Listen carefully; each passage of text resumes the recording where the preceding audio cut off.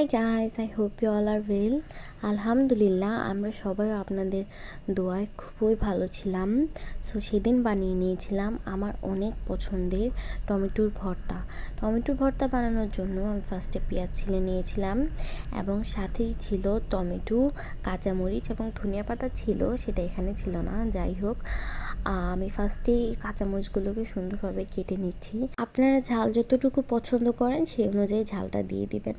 যাই হোক, এরপর আমি টমেটো কেটে নিচ্ছিলাম। টমেটোগুলাকে এভাবে আমি সুন্দরভাবে কেটে নিচ্ছি, কারণ টমেটোগুলা আমি একটু ছোট ছোট করেছি, যেহেতু আমি এটাকে সিদ্ধ করব হালকা তেলে ভেজে, তাই একটু ছোট সাইজের করে নিলে টমেটোগুলো একটু তাড়াতাড়ি সিদ্ধ হয়ে যায়। দেখতেই পাচ্ছেন আমি কীভাবে টমেটো এবং কাঁচামরিচগুলো কেটে নিয়েছিলাম। এখন আমি টমেটোগুলো ভাজার জন্য দিয়ে দিব। আমি একে একে সবগুলো টমেটো দিয়ে দিচ্ছিলাম। সুন্দরভাবে এটাকে সিদ্ধ করে ভেজে নিতে হবে। তার জন্য অবশ্যই আপনাদের ঢাকনা দিয়ে এটাকে ঢেকে নিতে হবে। যাই হোক, এরপর আমার কাঁচামরিচ, পেঁয়াজ এবং ধনেপাতাও কাটা হয়ে গিয়েছিল। আমি টমেটোগুলো সিদ্ধ হতে এখানে আমি এগুলো হালকা লবণ দিয়ে তেল দিয়ে মেখে নিব।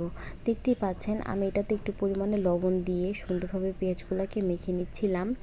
যেহেতু এখানে পেঁয়াজগুলো খুব কুচিভাবে কাটা হয়েছিল, তাই আমার বেশি কষ্ট করতে হলো না। আমি ভালোভাবে এখন সরষের তেল দিয়ে এটাকে ভালোভাবে মেখে নিব।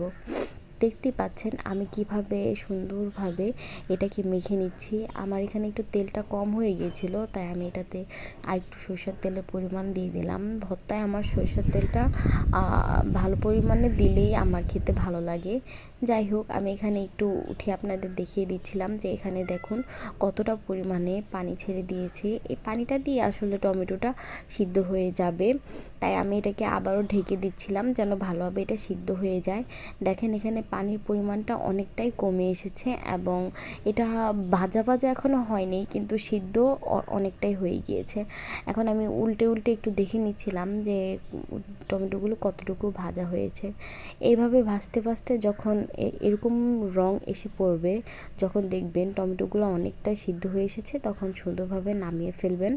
এখন আমি টমেটো ভর্তাটা করে ফেলবো। টমেটোটা আগে আমাদের যে পোড়া অংশগুলো আছে এগুলো নিয়ে কোনো ভয় পাওয়ার বিষয় নেই। এগুলো হচ্ছে টমেটোর গায়ে যে খোসাটা থাকে সেটাই একটু পুড়ে গিয়েছে।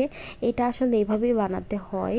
এই খোসাটা যখন আপনারা ছাড়িয়ে নেবেন তখন দেখতে পারবেন যে টমেটোটা দেখুন কত ফ্রেশ। এটা আসলে যেটা পোড়া অংশটা থাকে সেটা হচ্ছে খোসাটার মধ্যে থাকে, তাই ভয় পাওয়ার মতো কিছুই নেই। এখন আমি সুন্দরভাবে টমেটোগুলোকে হাত দিয়ে ভেঙে পেঁয়াজ মরিচের সাথে মেখে নিব। দেখতেই পাচ্ছেন আমি টমেটোগুলোকে আগে